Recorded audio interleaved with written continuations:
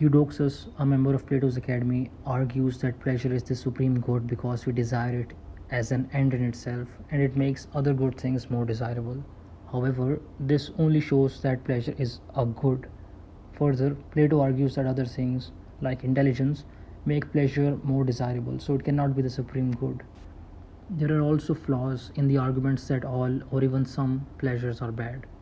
These arguments rely on the mistaken notion that pleasure is an incomplete process of replenishment.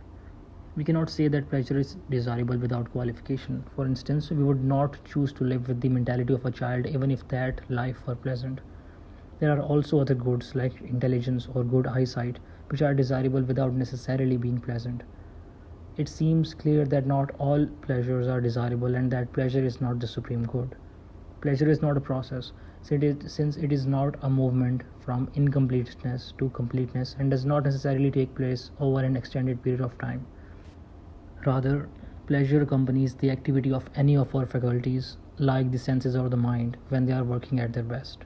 Pleasure perfects our activities, and since life itself is an activity, pleasure is essential to life. Only those pleasures enjoyed by a good person and for the right reasons are good. Happiness, as an activity that serves as an end in itself, is our highest goal in life. We should not confuse happiness with pleasant amusement, though. The highest form of happiness is contemplation. Contemplation is an activity of our highest rational faculties, and it is an end in itself, unlike many of our practical activities.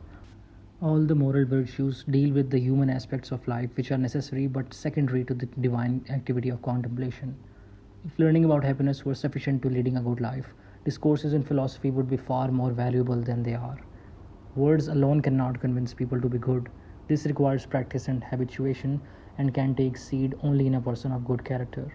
People are unlikely to be naturally virtuous, so the state is responsible for establishing laws to ensure that the young are educated in the right way and that adults do not become bad. In the absence of good laws, people must take responsibility for their children and friends. Parental supervision is in many ways preferable to laws since it allows for more particularized attention. Neither politicians nor sophists are particularly suited to teaching politics.